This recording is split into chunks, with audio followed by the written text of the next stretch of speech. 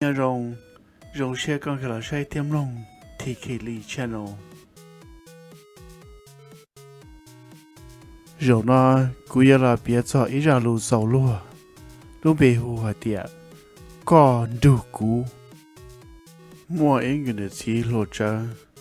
Gỡ ba một số mong giờ bó sĩ từ tổ lúc trả lý đủ hồn đồng xem phò.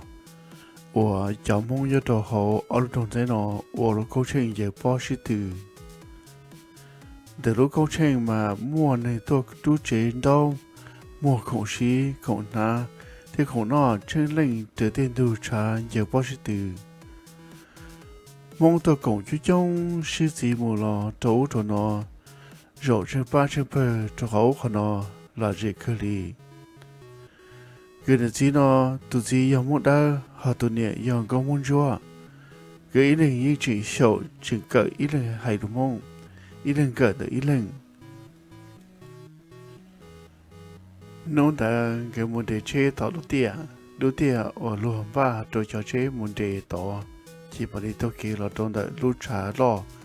Ở mỗi kiện dù bó sĩ tử. Tỏ kháng gỡ muốn để chế ta, gỡ tôi kia là trong đợi lúc trong ba. Ủi ở tàu thị nhẹ thiên cả tàu đồ hậu. Lúc chờ ở công trình. Tụi nhẹ chờ hãy ít là lúc tụi chí tiệt. Nó ý mong hồ nó để có dư rộng rủ cú ta lý nữa. Tụi chí chờ tế tiệt. Cho tụi nhẹ. Đó là tụi chí chờ ý nhiều xe tiệt. Yêu đi chả ấy nữ bọn nhẹ thế yếu còn nữ do rộng đủ. Đợi nữ bọn nhẹ tí. Đó là nữ cú chỉ nông thế chỉ đã chỉ được tụi nhẹ. Gửi thế nhé ta gặp một đồ hồ lúc công trình. Nên cho trong sĩ sĩ trấu thổ nó. Tụi chí chế sở phương xã hồ nô xe tiệt. Yêu bây giờ ấy nữ bọn nhẹ thế còn nữ đủ đợi nữ bọn nhẹ. Bây giờ nữ bọn nhẹ xã muốn gì này thì thả lúc đó chỉ ấy chỉ ra còn nữ nó nữ bỏ nó đi giả thế à. Thổ nó chỉ tụi chí sợ muốn chỉ bóng ca. Chỉ xã muốn gọi dây thế cho nữ bọn nhẹ. Còn đủ đợi nữ. Tụi bọn nhẹ là phải ý sĩ chế tốt đồ nữ. Xã đồ nữ. Vì nữ phải xã đi rủ bóng ca rủ thế. Muốn chỉ lệ một trò được khó. Nữ đó tiệt, tế rồi nữ bọn nhẹ xã còn nữ kia một cái đêm đợt nữ bọn nhẹ để đi để tàu ấy thế phương chế tốt đồ nữ. Chỉ nữ hai ạ xã một cái đêm.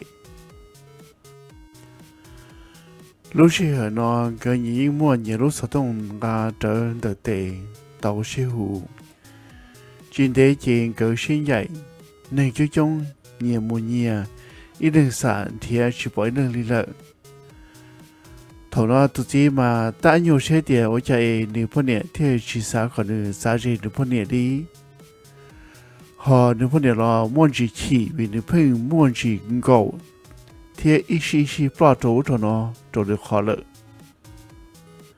Thế đồng chỉ tụi nhẹ theo hồ sở thông muốn theo tụi chí. Tụi chí là cũng muốn chỉ là thế. Nếu giờ tế nữ bọn nhẹ tiệt. Bây giờ chỉ phương hồ sở thông thế nữ đó chỉ. Tế hải còn nữ rùn đời nữ bọn nhẹ nó nè. Gỡ sợ sĩ ở phía lọ. Ít bia. Tụi nhẹ mà nông tụi chí tiệt. Nữ tế có tụi chí rùn nữ ok ta đi nó nè. Tụi chí tế tiệt. Vì nữ bọn nhẹ hay đi trâu nữ còn nữ rùn đế đế. Chế nữ thế đi trả đế đế. Rùn đời nữ bọn nhẹ. Thảo đó tụi bọn nhẹ theo mà đi thông xe tàu. Thế hải tiệt. Cú hãy có bà ta ư tùa tới giờ cú có con sau một thứ. Đó này cú. Cú sao thử có sao thử. Ủa đủ mong rô trổ con nè. Tụi chí tế tiệt. Có chuyện hãy đến đó. Có hãy có cú đủ có. Chỉ cú thiên đủ có. Chả có đến đó có.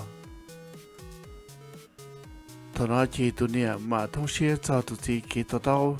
Cho cho lù nè hãy tàu tụi chí. Chỉ nè mà đi tôi đã rõ. Luôn đó đó. Thì hai tụi chí họ lúc sở thông tiệt. Cú tụi mình hãy muốn cho là lũ tiệt. Đủ. Nó giờ muốn đó là lũ tiệt. Đó nó.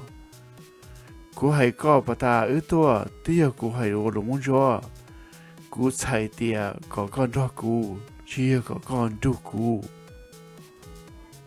Tụi chí mà đi tàu tàu.